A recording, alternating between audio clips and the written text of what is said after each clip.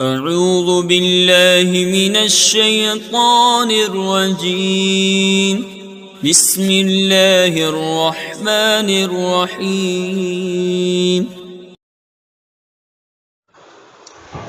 میں مجاہد حسین رضوی، استاذ دارالعلوم غریب نواز الہ آباد، درجہ ثامنہ کے متعلمین سے مخاطب ہوں اور بیضاوی شریف کا درس دینے جا رہا ہوں۔ بسم اللہ الرحمن الرحیم کی تفسیر کا بیان چل رہا ہے اور ابھی تک بسم کے تعلق سے اور اسم جلالت کے تعلق سے گفتگو ہوئی ہے۔ آج الرحمن اور رحیم کے تعلق سے مفسر گفتگو کریں گے۔ پہلے آپ عبارت دیکھیں، الرحمن الرحیم اسمان بنیا للمبالغہ من رحم کالغضبان من غضب والعلیم من علم والرحمت فی اللغة رقة القلب وانعطاف یقتضی التفضل والاحسان۔ مصنف کی اس عبارت کو حل کرنے سے پہلے ایک بات آپ سمجھ لیں کہ نحویوں کا رحمان اور رحیم کے تعلق سے دو قول ہیں۔ ایک قول ہے جمہور نحات کا، وہ یہ ہے کہ وہ ان دونوں کو یعنی رحمان اور رحیم کو صفت مشبہہ کا صیغہ مانتے ہیں، لیکن اس کے باوجود یہ مانتے ہیں کہ یہ دونوں صیغے مبالغہ کا افادہ کرتے ہیں۔ رحمان فاعلان کے وزن پر ہے اور رحیم فعیل کے وزن پر ہے۔ یہ دونوں صفتیں مشبہہ ہیں، لیکن آخر یہ مبالغے کا افادہ کیسے کرتے ہیں؟ تو اس کی کئی وجہیں ہیں۔ ایک وجہ یہ ہے کہ آپ پہلے سے جانتے ہیں کہ صفت مشبہہ معنی دوام اور ثبوت پر دلالت کرتا ہے، اور ظاہر ہے کہ حدوث اور تجدد کی بنسبت دوام اور ثبوت میں معنی کی زیادتی ہوتی ہے، اس لیے مبالغے کا معنی پا لیا گیا۔ دوسری وجہ یہ ہے کہ علامہ جار اللہ زمخشری نے ایک اصول بیان کیا ہے کہ کلو ما ہوا معدول عن اصلی فہو ابلغ عن اصلی، کہ ہر وہ کلمہ جو اپنی اصل سے ہٹ گیا ہو تو اصل کی بنسبت وہ زیادہ بلیغ ہوگا۔ اور ظاہر ہے رحمان اور رحیم دونوں معدول ہیں راحم سے، کیونکہ اصل صفت کا صیغہ کیا ہے؟ راحم ہے۔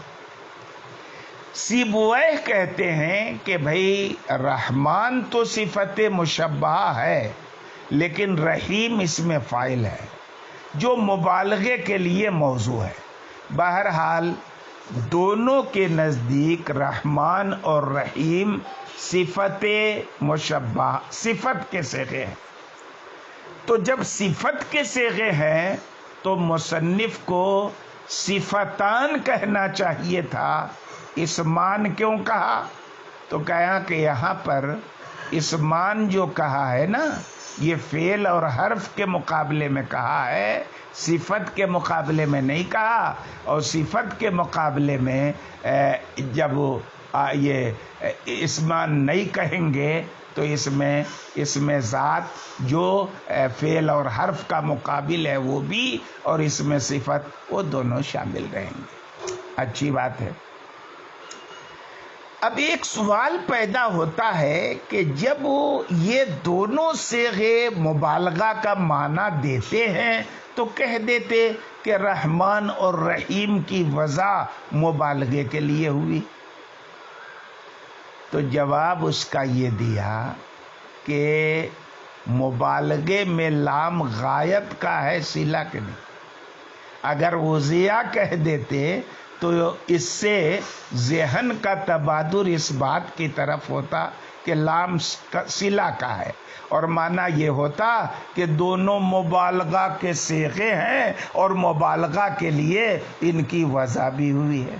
حالانکہ ایسی بات نہیں ہے، یہ دونوں صیغے مبالغے کے لیے نہیں ہیں، بلکہ اتنی سی بات ہے کہ یہ دونوں ہی صیغے مبالغہ کا افادہ کرتے ہیں. کیسے مبالغہ کا افادہ کرتے ہیں؟ جمہور کے قول کی بنا پر تو ظاہر ہے، اور سیبویہ کے نزدیک رحمان صفت مشبہ ہے اور رحیم مبالغے کا صیغہ ہے. اسی بات کو بتلانے کے لیے ودیع نہیں کہا بلکہ بنیا کہا.